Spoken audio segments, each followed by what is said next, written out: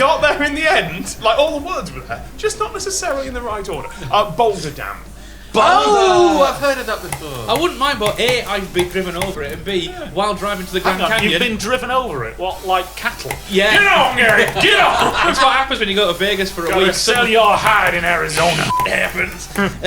We were driving out on a bus tour to the Grand Canyon, and while we were going, they showed us a very long and detailed film about the construction of the Hoover Dam, of which I couldn't remember no facts. It's near Boulder City, Nevada, which is why it was called Boulder Dam. City, is that Boulder City? Is that one that sprung up while they were building the dam? No, didn't they demolish it to put the dam there? Two diverging reasons here. One is creation, the other is destruction. Fact. Whoa! The only reason it's there is to house workers contracted to build the Hoover Dam, well, the Boulder Dam. Originally, it was going to be at Boulder Canyon, which is about 20 miles north of the dam. The original plan was also not to use the massive concrete construction. What were they just going to do? Explode it! Fuck! They're going to explode the canyon to block it. They were going to explode the walls of Boulder Canyon into the river and use that as the dam. Wouldn't that make it wider so then it would go around it? So they rejected it on the grounds of unproven technique. We came up with this idea, and it turns out it's a shit idea. Despite the fact that people have been really successfully building dams for quite a long time, someone sat there and thought, I can do this better with more explosions. Yes. That's human history, let's face it. By the way, if we're talking when, which I don't think we've that's down what I was yet, just thinking about. I think we're talking 1930s, because it's post-Great Depression and it was a Hoovernomics-based thing to create work. Oh, wasn't like it? all the highway reconstruction and stuff where they stimulated It the was economy by creating jobs. Are you listening? Yeah. Satire. We have a lot of Not unemployed... so much satire, just historical fact. We have a lot of unemployed people. We need to stimulate the economy down. Let's give them something to do. Yeah, effectively. Why We don't need a dam. Let's just build one so people have something to work Well, they for. did need the dam. That's been on the cards for a while. But it was the thing was when they put it first on the cards, they said, well, there's not enough people to do this. Suddenly, lots of unemployed people unrolled plans for dam and goes, we could. The money gets circulated back into the economy. They want consumer goods. And we also need a Las Vegas. So we're talking. 1929. So Hoover, isn't it? One of the things that's kicked on by Hoover, who decides he's going to institute all these public works. So I'm saying 35. Spot on. I can hear those batteries charging. So what I'm doing here is I'm looking through other things in 1935 that are not immediate.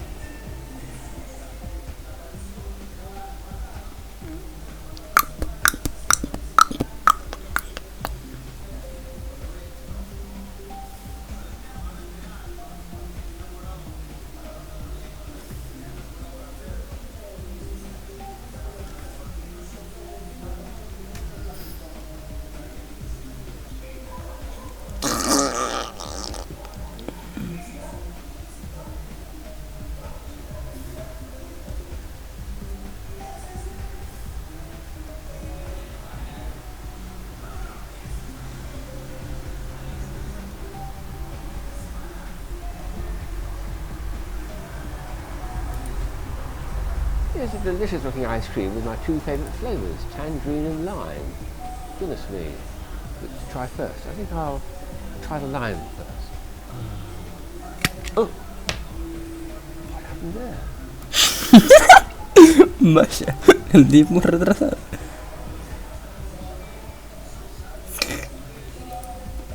I still need to randomly select something. Stop and Z! Where am I standing? Someone shot. Which side's the camera on? Left. Left. Left. Okay.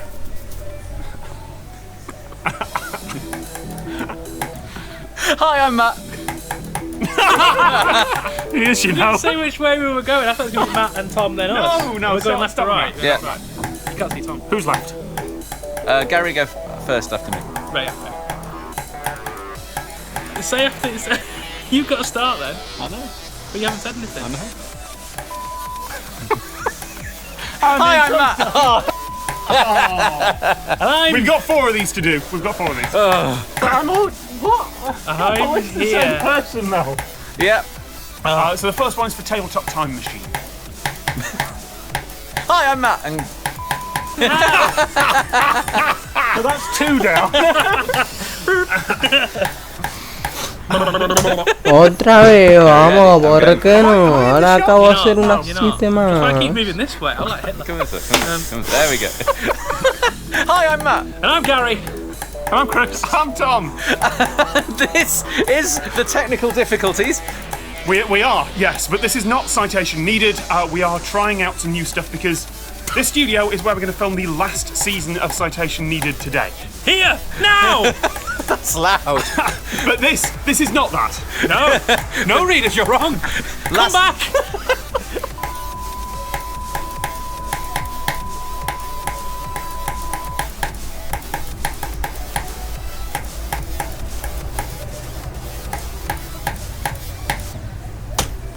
You seen that tweet from William Shatner?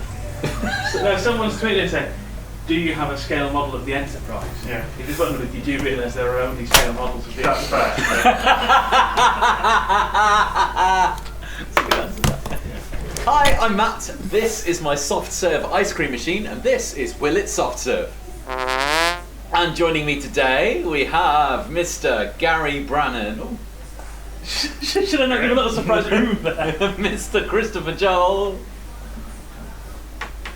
And Mr. Today's guest video is from Grady at Practical Engineering. He's talking about a tragedy, and the lessons we learned and the reasons why it happened are fascinating. Also, he made his own films. Grady, take it away. In the summer of 1981, the Hyatt Regency Hotel in Kansas City, Missouri, hosted a large party in the multi-story atrium area. During the event, suspended walkways on the 2nd and 4th floors collapsed, killing over 100 people and injuring over 200 more. At the time, the accident was the worst structural failure in U.S. history. In the wake of the disaster, investigators discovered a change to the original design of the walkways that was proposed by the fabricator and mistakenly approved by the structural engineer. What at first glance seemed like a subtle adjustment to the design turned out to be the root cause of the failure. 2 suspended walkways span the atrium in the Hyatt Regency, with the 2nd floor walkway directly below the 4th floor walkway. Each was supported by a series of box girders, suspended by hanger rods and retained by nuts and washers. The original design called for a single pair of hanger rods which would pass through each 4th floor girder to the 2nd floor girder below. The fabricator responsible for constructing the walkways objected to this plan because it would require screw threads for the entire length of the hanger rods, which could easily be damaged during construction. So, they proposed to split the hanger rods into 2 sets, one to connect the 4th floor walkway to the roof, and one to connect the 2nd floor walkway up to the 4th floor girders. If you don't notice the significance of this change, you're not alone. It was approved by the engineer without a detailed review or calculation. This is the control room for JET, the Joint European Torus at Culham Centre for Fusion Energy. JET is a nuclear fusion experiment, a scientific research facility that is hopefully one step on the journey to plentiful, clean fusion power. When it's running, the reactor vessel is literally the hottest place in the solar system, 10 times hotter than the core of the sun. And right now, we are just a couple of minutes away from an experiment, or as they call it here, a pulse. We're running a series of experiments at the moment looking at disruptions. Plasmas really don't want to be there. When they cease to be, they create quite a lot of mechanical energy which can shake the machine, and in future power plants we really want to try and mitigate against these problems. So right now, enormous 700-ton flywheels are being spun up to provide enough energy for the experiment. Less than 100th of a gram of gas is already in a vacuum vessel next to the torus, and when the pulse starts, it'll be pushed in and heated by enormous magnets, by injecting hydrogen atoms, and just by dumping huge amounts of radio frequency power into it, making it into a superheated plasma. And then it will hit about 100 million degrees Celsius, and we will start to see nuclear fusion. With fission, you're always trying to slow it down and can kind of control that reaction. Obviamente, a And morir we ahí have todas las exactly the veces que opposite llegues, porque thing. das asco y no And sabes qué therefore, puto hacer. it's not possible to see a situation where you could have a large-scale accident as you could with fission. Now, there are huge numbers of machine protection systems watching the experiment. If anything goes wrong, power gets cut and the whole system just stops. But if something is more subtly wrong, there is one safety feature you might not expect. Up in the ceiling are surround sound speakers hooked up to microphones in the reactor hall where no human is allowed. Those speakers relay the sound from the experiment to the crew here in the control room in real time. Obviamente, As if this point where I'm standing right here was in the middle of the torus. And all the high-tech machine protection here is necessary, every single bit of it. Computers can react so much faster than us. That human delay between incident and response could be the difference between a safe shutdown and some rather expensive repair bills. But if something is subtly wrong, like when you get a faint, weird noise in your car, humans might be able to notice before computers do. A couple of years ago, we had a disruption and we could hear this clanging noise. And we were able to pinpoint the exact area and what we believed it was, which was a clamp which held a pipe, and we were immediately able to walk into the area, go to where we believed it was, and found it, and then could replace it. The engineers here, they've taken a human ability, that feeling that's been honed by hundreds of millions of years of evolution, that something is just subtly wrong, something is off, and they've put it to work on one of the most incredible things that humanity has ever constructed. All right, here comes the pulse.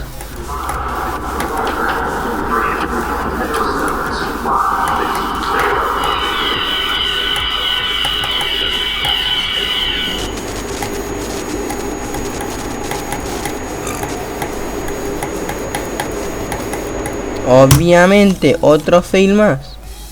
Dale, pausate, loco, puta madre, qué puta.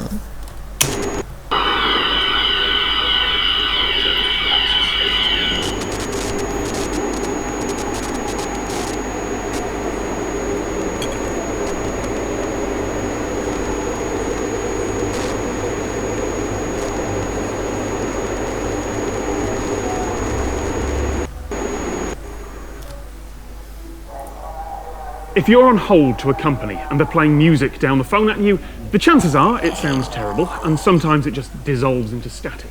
Telephone signals are not designed to carry music, and to explain why, we have to start way back with old telephone equipment like this. Early telephone calls were put through by a human operator, who would be literally connecting the two phone wires into one circuit at a big board of switches, or a switchboard. Any sound at one end, whether it's speech, music or whatever, would be converted to an electrical signal, sent down the wire and converted back at the other end. You send music, you receive music, although it would be limited by the abilities of the tiny microphone and speaker. But telephone exchanges like this only work for small numbers of connections because, you can't do this for every call. Phone companies quickly realised that they could save on setting up thousands of wires between exchanges miles apart if they were able to put several conversations down one wire at the same time. So, rather than transmit every frequency of sound in the original signal, they would cut off the high and low frequencies, the ones that we don't absolutely need to understand speech, and then they would shift each call into a different frequency band. And at the other end, like tuning in a radio, they would shift each call back to the right frequencies so you could hear it. I mean, the quality wasn't great, but it was good enough. And hey, we got cheap long-distance calling. We got used to that phone quality sound and it became the standard. So already, music was going to sound a bit dodgy with all the high and low frequencies. Puta vez, ¿cómo no? Pedazo de mierda, circuits, vamos. it wasn't going to sound Ya van 4 putas veces. that was the fault of 6. computers. Phone companies realised they could cram even more calls down the same wire or into the same airspace on a cellular network if they used computers to compress the audio. And the more they compressed it, the more calls they could fit at the same time, the cheaper it would be for them. These days, there is enough power in pretty much everyone's phone to compress 4K video in real time. But back then, not so much. MP3s had only just been invented, and these do not have enough power to compress those. The standards for phone calls, even today, rely on quick and dirty compression, built decades ago, designed to run on very little computing power and optimized for speech. That compression is great at encoding one clear voice, but chuck a load of complicated music at it with all its instruments, and it's gonna sound better. But not quite enough to break down into static. There is one last piece of the puzzle. Someone else has to Déjame Because in the cliquear, worst case, that madre. hold music isn't just compressed by the phone company on its way to you. It's already been compressed by a completely different system as you call bouncers around the company's internal phone network. An internal phone network that has probably been built by the lowest bidder. So the phone company takes that already mangled signal and mangles it in a different way as it travels to you. And in a really badly designed system, maybe there's an entire third layer of terrible compression from whichever other company runs the call center that you're actually talking to, or from some other country. Speech can survive that chain, but music can't! Thank you so much to all the team at the Milton Keynes Museum and their Connected Earth Gallery, where pretty much all this telephone exchange equipment is just open to play around with. Pull down the description for more about them. This is not a TARDIS. This is literally just a police telephone box. Last week, I put up a video that was filmed here at the Cambridge Centre for Computing History. And folks seemed to like the video, but a few comments made it clear that there was a slight problem. And it was a problem that made me really angry with myself. There was a very subtle, high-pitched noise in the background of the video, and I hadn't noticed it before uploading. So I thought I should explain why. First, why the noise was there at all, and second, why I didn't notice it. This museum is filled with old computers with cathode ray tube screens, CRTs. Some of these screens are specialised computer monitors, but others, like these over here, are basically just old-school televisions. At the back of each monitor is an electron gun, and it fires out a beam of electrons. Wherever they hit, the phosphors on the screen light up. But the electron gun doesn't move at all. It couldn't possibly move fast enough. Instead, it just fires in one direction, and electromagnets bend the beam of electrons. The more power that's sent to the magnets, the more the beam bends. So for every frame of video, that beam scans the whole screen, left to right, top to bottom. I'm going to ignore the vertical movement. What we're interested in is the horizontal. Inside there is a clever bit of kit called a flyback transformer. It outputs a sawtooth signal to the electromagnet, which means that it ramps up and then drops very quickly back down. And as it ramps up, the electromagnet bends the beam across the screen before it quickly snaps straight back, ready for the next line.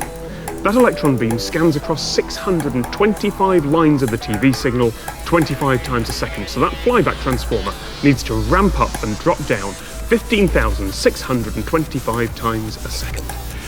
And because of something called magnetostriction, it changes shape a tiny, tiny, tiny amount every time it does that, which generates a noise at that high-pitched frequency. It's the same frequency that every old-school TV produces, at least in Europe. The numbers in America are a little different, but they still end up at about the same frequency. Now, with modern audio editing tools, it is really easy to isolate that frequency and remove it. Until now, I've been removing it from this video, but let me tell you, it's here. And in this room with all these monitors on, it is loud. Now, I knew the sound was recorded originally because I could hear it in this room. I knew my microphone was picking it up. I just thought the automatic noise reduction stuff I use would take care of it. It didn't, but it also turns out these headphones that I use to check audio aren't great at high frequencies. And so with my voice drowning it out, I just didn't notice the sound. There aren't many quiet bits in that video. I don't shut up. And for a while I was angry with myself because it was an unforced error. I wasn't under time pressure. I checked through half a dozen times. I just didn't think to check the sound with my eyes. That mistake might have stopped the message getting as far as it could, but I think there was another reason that I was angry. Spider Robinson once wrote that anger is fear in disguise, and I'm not sure that's always true, but it wasn't just my headphones. As you get older, your range of hearing starts to narrow. It starts to get more difficult to hear high frequencies. And I used to pride myself on how good my hearing was. I could hear higher frequencies than I was supposed to for my age. Those 17,000 hertz mosquito alarms designed to make teenagers go away, they irritated me through my 20s. And sure, I can hear the loud, high-pitched noise here because it's really obvious, but in that video, no. I had to strain to even notice it, even as some folks in the comments said it was loud enough that they stopped watching. I did a hearing test.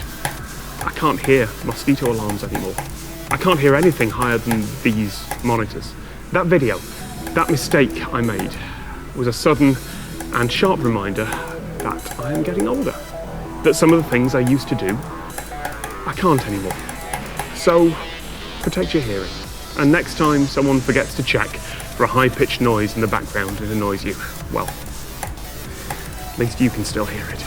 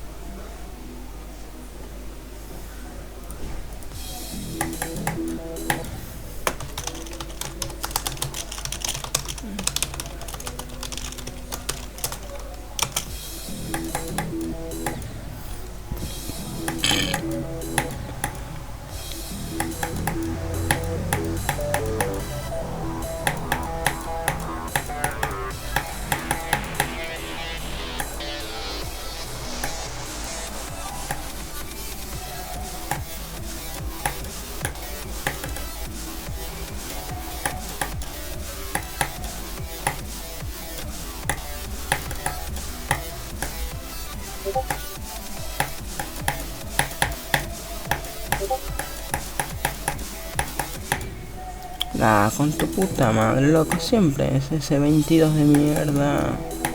No lo quiere hacer bien, no es que puede hacerlo, obviamente que puede, ya lo hizo bastantes veces, pero no quiere, me lo quiere contar, es el puto problema. Vamos a ver, el problema es esperar a que la PC quiera funcionar bien y dejarme llegar lejos.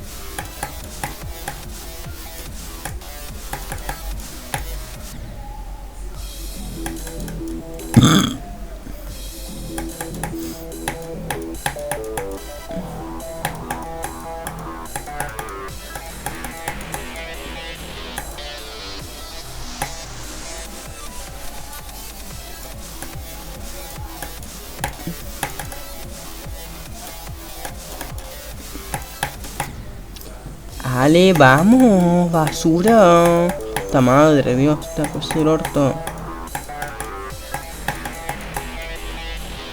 Y otra vez llego a la nave. No, a lo mejor no, porque esto es una puta mierda de PC que no me lo quiere dejar. Yeah.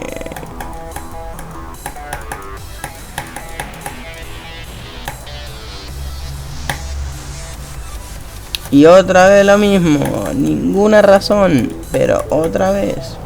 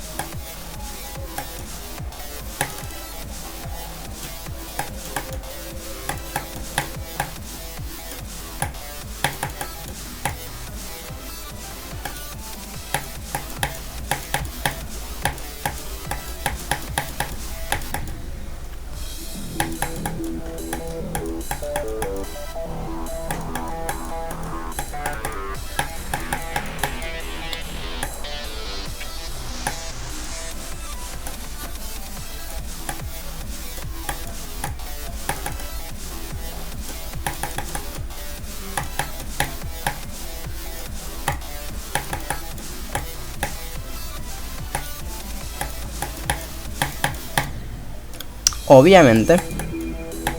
¿Por qué no iba a hacerlo así?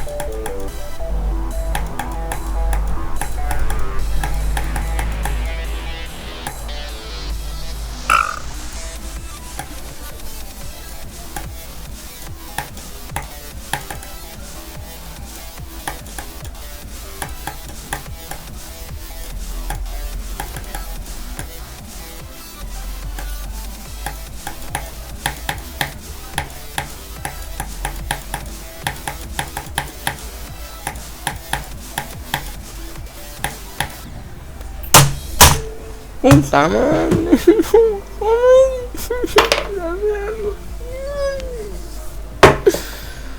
Va por la tercera. Vámonos. Qué gran juego. Bien. Más depresión porque esto no quiere ser bien. Algún día se va a cansar de contármelo mal. No comprendo. ¿Por qué? No, yo no comprendo. No entiendo por qué. Es siempre la misma mierda. Dios, siempre es la puta mierda esa parte. Dios, tan difícil, 4 clics. Son 4 putos clics. Madre.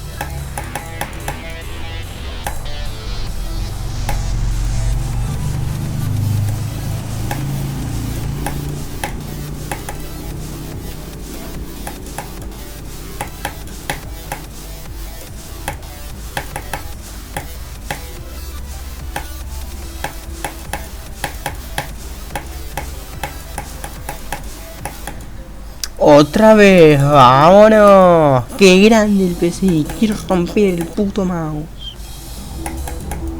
Dios.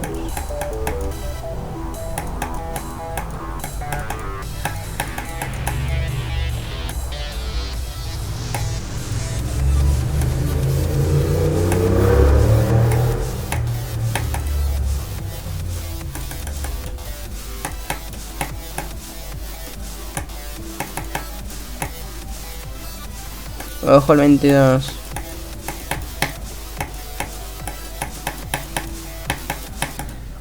Wow, ¿quién lo hubiera esperado? 22. Wow, sorpresa.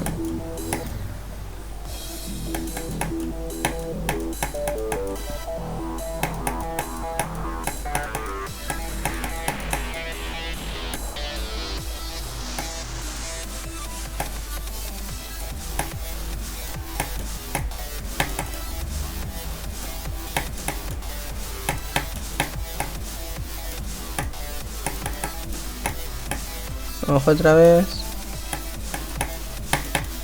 Ni eso, porque es una estupidez que ni llega. Obviamente, vamos.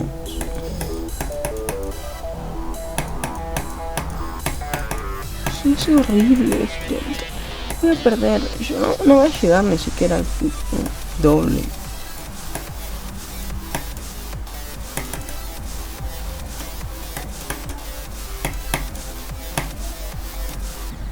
Algún día lo va a tener que hacer, Dios. O a eso le rompo el puto monitor y lo hace. Lo hace de otra forma.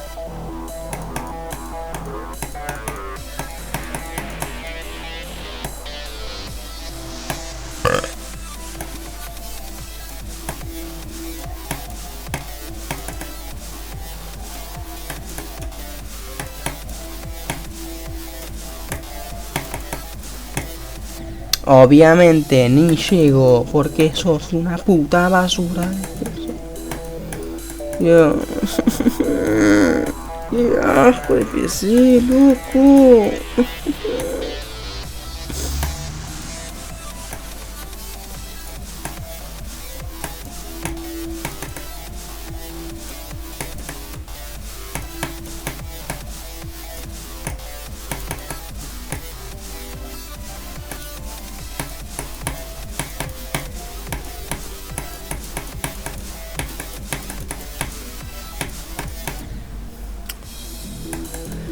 Por el amor de Dios, ¿puedes llegar al wave?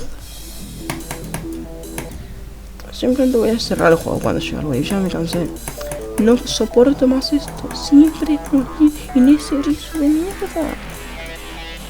No hay otra oportunidad, es solo ese erizo.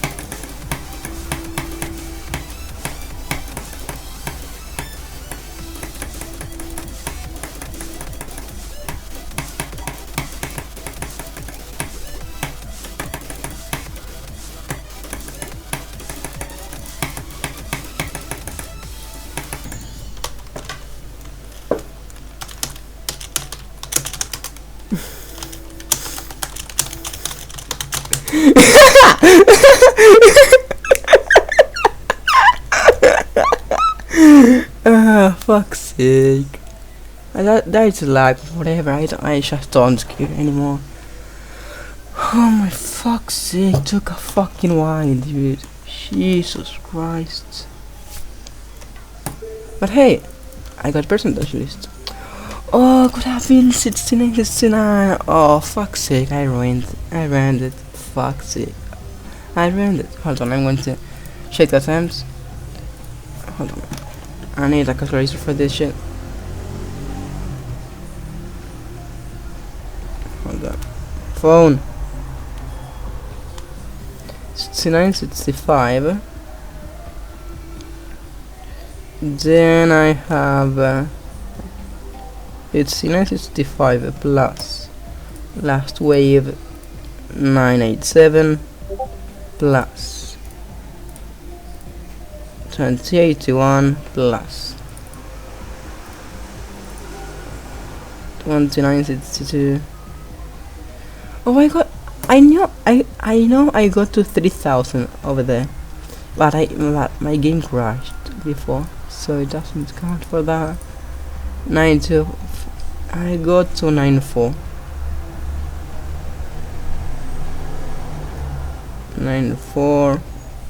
I lost around like 100 attempts between this and this, and over here I have around, nice, so around 23,600.